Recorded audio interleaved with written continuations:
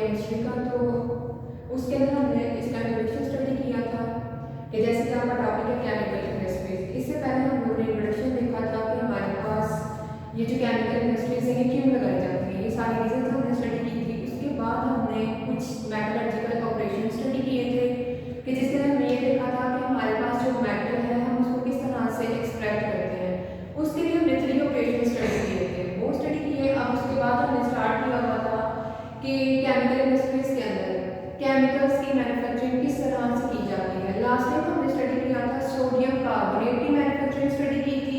आज हमें स्टडी करना है मैन्युफैक्चरिंग ऑफ यूरिया के केमिकल इंडस्ट्रीज अगर लगाई जाती हैं तो अगर हमारे पास एक इंडस्ट्री है हमें क्या करना है, यूरिया को मैन्युफैक्चर करना है। तो हम वो किस तरह से करेंगे, लेकिन मैन्युफैक्चरिंग से पहले हमें ये पता होना चाहिए कि यूरिया क्या है। सबसे पहले हम देखते थे कि यूरिया हमारे पास क्या है, नाइट्रोजनस फर्टिलाइजर है। अब फर्टिलाइजर का आपको पता है खाद है जो कि हम क्या करते हैं खेतों के अंदर इस्तेमाल करते हैं ताकि हमारे पास जो क्रॉप्स है वो क्या कर सकें, अच्छे तरीके से ग्रो कर सकें। अब यहाँ पे वर्ड लिखा हुआ है नाइट्रोजनस। नाइट्रोजनस का मतलब ये है कि इसके अंदर हमारे पास क्या है, नाइट्रोजन भी प्रेजेंट है, नाइट्रोजन के कंपाउंड्स भी प्रेजेंट है इसके अंदर, जिसकी वजह से हम इसे क्या कह रहे हैं, नाइट्रोजनस फर्टिलाइजर कह रहे हैं। अब यहाँ पे कह रहे हैं कि इसके अंदर यूरिया के अंदर जो नाइट्रोजन है वो हमारे पास कितनी है, 46.6% हमारे पास क्या है, यूरिया के अंदर नाइट्रोजन है। थर्ड वन कहता है कि ये आपके पास क्या है, व्हाइट क्रिस्टलाइन कंपाउंड है। अब ये व्हाइट क्रिस्टलाइन का मतलब ये है, क्रिस्टलाइन का मतलब होता है कि क्रिस्टल फॉर्म में, सॉलिड फॉर्म में, जैसे घरों पे सॉल्ट होता है या चीनी होती है वो सॉलिड फॉर्म होती है। यूरिया भी हमारे पास किस तरह से होता है, क्रिस्टल्स की फॉर्म में, सॉलिड फॉर्म में कंपाउंड ये प्रेजेंट होता है, ये हाईली सॉल्युबल होता है वाटर के अंदर। मींस कि जब हम क्या करते हैं यूरिया को वाटर के अंदर ऐड करते हैं तो ये क्या हो जाता है, उसके अंदर सॉल्युबल हो जाता है। अब इसको हम यूज कहाँ पे करते हैं यूरिया को, सबसे पहले तो हम इसे कहाँ पे यूज करते हैं, in the manufacturing of chemicals. कि जब हमें क्या करना होता है, दूसरे केमिकल्स को प्रिपेयर करना होता है तो उसके अंदर हम क्या यूज करते हैं, यूरिया का यूज किया जाता है। अब यहाँ पे कहता है कि हमारे पास जो यूरिया है 90% जो यूरिया है वो यूज किया जाता है एज फर्टिलाइजर्स। के मींस कि जो यूरिया है इसे हम क्या करते हैं, खादों के अंदर यूज करते हैं। लेकिन वहाँ पे कहता है कि ये जो यूरिया है वो 90% प्रेजेंट है। ये आपको एमसीक्यूज भी आ सकता है कि हमारे पास ये जो यूरिया है उसकी कितनी परसेंटेज है फर्टिलाइजर्स के अंदर, और ये भी आपको एमसीक्यूज के तौर पे पूछा जा सकता है कि यूरिया के अंदर कितने परसेंट हमारे पास नाइट्रोजन प्रेजेंट होती है, तो वो 46.6% होती है। अब नेक्स्ट हम लोग देख लेते हैं मैन्युफैक्चरिंग कि हम यूरिया को किस तरह से मैन्युफैक्चर करते हैं। अब जाहिर सी बात है कि जब हमने किसी केमिकल को प्रिपेयर करना है तो उसके लिए हमें कुछ रॉ मटेरियल्स चाहिए, कुछ ऐसे केमिकल्स चाहिए जो कि आपस में रिएक्ट करेंगे तो रिजल्ट में हमारे पास यूरिया बने। अब इससे पहले हमने पढ़ा था सोडियम कार्बोनेट।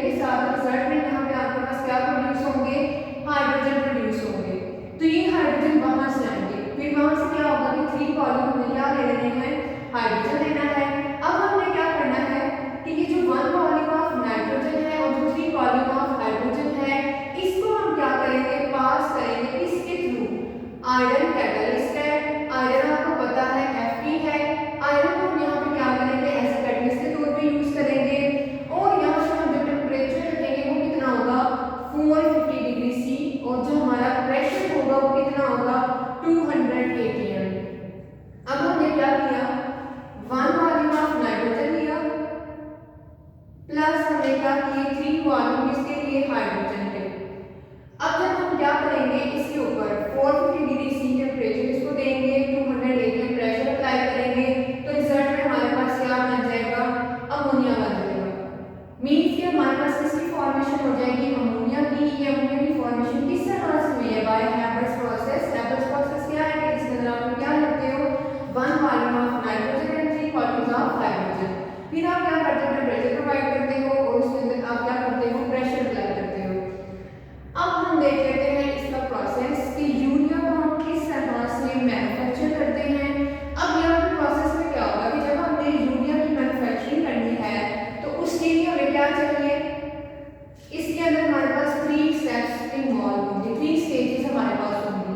सबसे पहले हमारे पास क्या होगी, reaction of ammonia that is NH3 plus यहाँ पर हम क्या करेंगे, कार्बन डाइऑक्साइड को हम क्या करवाएंगे, रिएक्ट करवाएंगे विद अमोनिया। ये जो अमोनिया हमने प्रिपेयर किया है इसका रिएक्शन हम क्या करेंगे, जब हम यूरिया की मैन्युफैक्चरिंग स्टार्ट करेंगे तो उसका जो पहला स्टेप होगा, पहले स्टेप में हम क्या करेंगे, अमोनिया हमने जो प्रिपेयर किया है उसको हम रिएक्शन करवाएंगे किसके साथ, कार्बन डाइऑक्साइड के साथ। ये फर्स्ट स्टेप होगा। सेकंड स्टेप में कहता है कि आपके पास क्या होगी, यूरिया की फॉर्मेशन होगी, कैसे होगी आगे हम नेक्स्ट देखते हैं। फिर थर्ड स्टेप में हम क्या करेंगे, यूरिया की ग्रैन्युलेशन करवाएंगे। ये भी हम देखते हैं। ग्रैन्युलेशन बेसिकली क्या होता है कि जो आपके पास लिक्विड फॉर्म में कोई चीज होती है, जब आप उसे इवेपोरेट करते हो एयर की प्रेजेंस में, तो यहाँ पे फिर क्या होता है, आपके पास एक सॉलिड फॉर्म में दानेदार सी चीज आती है, उसे हम कहते हैं ग्रैन्युलेशन का प्रोसेस करते हैं। और जो हमारे पास चीज आती है सॉलिड फॉर्म में उसे हम कहते हैं ग्रैन्यूल्स। अच्छा, अब हम देख लेते हैं कि होता क्या है कि ये हमारे पास डायग्राम है। इसके अंदर बेसिकली क्या होता है कि हमारे पास 3 स्टेजेस या 3 स्टेप्स इन्वॉल्व होते हैं, जिसके अंदर क्या होता है कि हमारे पास डिफरेंट रिएक्टर्स लगे हुए हैं, डिफरेंट चैम्बर्स लगे हुए हैं, जिसके अंदर हमने क्या किया हुआ है, अपने ऑपरेटर्स को सेटअप किया हुआ है। अब स्टेप 1 में मैंने लिखा हुआ है reaction of ammonia and carbon dioxide. सबसे पहली बात हमें पता है कि ये जो अमोनिया है ये हमारे पास क्या होता है, सॉलिड फॉर्म में होता है। सबसे पहले तो हमने करना क्या है कि ये जो अमोनिया है इसको वाटर के अंदर डिसॉल्व करके हमने क्या करना है, लिक्विड फॉर्म में एक सॉल्यूशन रेडी करना है जो कि लिक्विड अमोनिया का सॉल्यूशन होगा। हम क्या करेंगे कि हमारे पास ये जो लिक्विड अमोनिया होगा इसको हमने क्या करना है, रिएक्शन चैम्बर के अंदर ऐड करना है। फिर हम क्या करेंगे, उसके अंदर से ये जो कार्बन डाइऑक्साइड है इसको पास करेंगे। अब यहाँ पे कहते हैं कि जैसे ही आप अमोनिया और कार्बन डाइऑक्साइड को रिएक्शन चैम्बर के अंदर ऐड करोगे, फिर आपने क्या करना है, हीट प्रोवाइड करनी है। हीट प्रोवाइड करने से आपके पास क्या बनेगा, अमोनियम कार्बामेट। ये जैसे मैंने यहाँ पे लिखा है अमोनियम कार्बामेट बनेगा। अब कहता है कि जब आपके पास ये चीज अमोनियम कार्बामेट बनेगी तो फिर आपने क्या करना है, इसको इवेपोरेटर के अंदर ट्रांसफर करते हैं।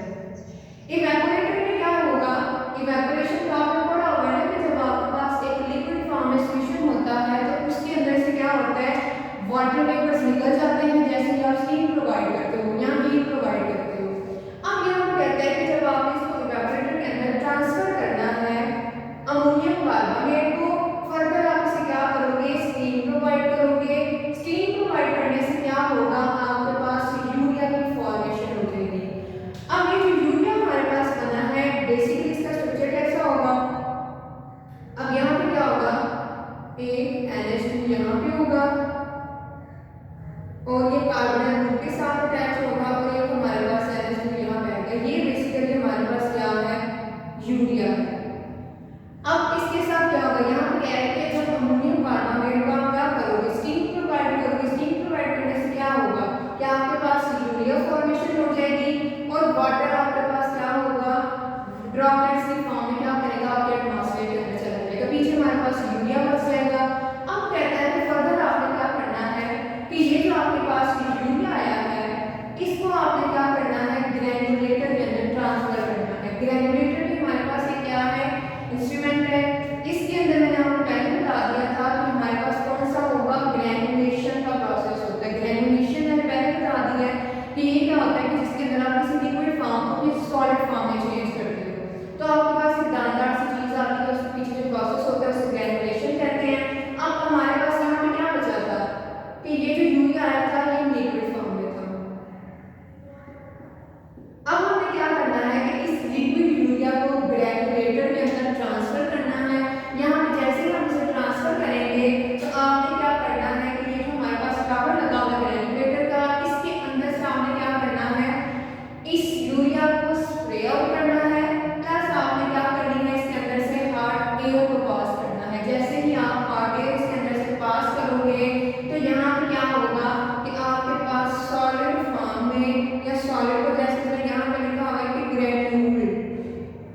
ग्रैन्यूल्स ऑफ यूरिया आपके पास आ जाएंगे। अब ये जो ग्रैन्यूल्स आएंगे यूरिया के, इसको क्या किया जाएगा, सॉलिड फॉर्म में जो यूरिया आएगा इसे हम क्या कर लेते हैं, स्टोर कर लेते हैं, फिर हम इसे क्या करते हैं, मार्केट में बेच देते हैं। अब आपको पता है कि ये हमारे पास जो यूरिया है इसको ज्यादातर कहाँ पे यूज किया जाता है, खादों वगैरह में यूज किया जाता है। जो खाद हमारे पास बनती है उसके अंदर बेसिकली यूरिया ही होता है। अब नेक्स्ट यहाँ पे कहता है कि हमारे पास ये जो यूरिया बनता है इसकी इंपॉर्टेंस क्या है, इसको कहाँ कहाँ पे यूज किया जाता है। अब देखो सारी सी बात है, मैंने आपको बताया था कि इसको हम कहाँ पे यूज करते हैं, फर्टिलाइजर के अंदर। मीन्स कि हमारे पास ये जो यूरिया आता है इसका ज्यादातर जो यूज है कहाँ पे हो रहा है, फर्टिलाइजर्स में यूज हो रहे हैं या फिर एनिमल्स के फीड एडिटिव में यूज किया जाता है। 90% जो यूरिया को हम क्या करते हैं, फर्टिलाइजर के तौर पे यूज करते हैं, जैसे मैंने सामने लिख दिया हुआ है। प्लस यहाँ पे कह रहे हैं कि इसके अंदर हाईएस्ट परसेंटेज होती है नाइट्रोजन की। अब देखो मैंने यहाँ पे कहा था कि इसके अंदर नाइट्रोजन की प्रेजेंट होती है। अब ये जो नाइट्रोजन है इसकी परसेंटेज हमारे पास क्या होती है, इसके अंदर हाईएस्ट परसेंटेज होती है यूरिया के अंदर। एंड इट इज हार्मलेस, ये हमारे पास हार्मलेस होता है और यूजफुल की इसको कहाँ पे यूज किया जाता है, सॉइल के अंदर, या फिर हम इसे कहाँ पे यूज करते हैं, क्रॉप्स के अंदर यूज करते हैं। मैंने आपको पहले बात ये बताई थी कि ये जो यूरिया है हम इसको कहाँ पे यूज करते हैं, क्रॉप्स के अंदर यूज करते हैं, इसलिए कि हमारे पास जो क्रॉप्स है ये क्या कर सके, अच्छे तरीके से ग्रो कर सके। प्लस हम इसे सॉइल के अंदर यूज करते हैं ताकि हमारे पास ये जो सॉइल है ज्यादा फर्टाइल हो और हमारी जो क्रॉप्स है वो अच्छे वे से ग्रो करें। सेकेंडली हमारे पास क्या होती है, नॉन टॉक्सिक होती है, नॉन एक्सप्लोसिव होती है। और हमारे पास ये जो यूरिया है ये क्या होता है, नॉन टॉक्सिक होता है जिसकी वजह से, नॉन एक्सप्लोसिव होता है जिसकी वजह से हम इसे क्या करते हैं, इजीली सेफली इसको हम स्टोर कर सकते हैं। बट यहाँ पे कहता है कि ये सॉल्युबल होता है वाटर के साथ। मैंने आपको यहाँ पर पहले बताया था कि इसकी जो प्रॉपर्टीज हैं ये हाईली सॉल्युबल होता है वाटर के साथ, जिसकी वजह से क्या होता है, हाइड्रोस्कोपिक इन नेचर होता है। सॉल्युबल होता है वाटर के अंदर जिसकी वजह से क्या है, हाइड्रोस्कोपिक इन नेचर। अब नेक्स्ट में कहता है कि therefore storage requires better packing. फिर हम इसके लिए क्या करते हैं कि इसको बेटर वे में पैक करते हैं ताकि अगर हमारे पास जो वाटर वेपर्स आते हैं वो उनके साथ रिएक्ट ना कर सके। थर्ड वन कहता है कि ये हमारे पास किसके यूज किया जाता है, इसको हम रॉ मटेरियल के तौर पे भी यूज करते हैं for the manufacturing of important chemicals. कि हम क्या करते हैं कि जो यूरिया हमारे पास आता है इसको हम क्या करते हैं, फर्दर यूज करते हैं ताकि हम दूसरे केमिकल्स की मैन्युफैक्चरिंग कर सकें। इसके अलावा इसको हम यूज करते हैं टू मेक एक्सप्लोसिव्स। अब कहते हैं कि ये जो यूरिया है ये आपने पीछे भी पढ़ा था, जब आपने हाईवे चैप्टर 3 पढ़ा था तो उसके अंदर भी हमने इसको पढ़ा था कि यूरिया हमारे पास क्या है, केमिकल्स है। अब उसको भी हमने स्टडी किया था कि जैसे सल्फ्यूरिक एसिड है वो भी हमारे पास केमिकल्स है, नाइट्रिक एसिड वगैरह, इनको हम कहाँ पे यूज करते हैं, एक्सप्लोसिव्स में भी यूज किया जाता है, used in explosives। And the last one is हमारे पास क्या है कि हमारे पास टोटल जो यूरिया मैन्युफैक्चरिंग यूनिट्स है पाकिस्तान के अंदर वो है 6। यहाँ पे कहता है कि हमारे पास टोटल जो मैन्युफैक्चरिंग यूनिट्स हैं यूरिया के वो कितने हैं, मैन्युफैक्चरिंग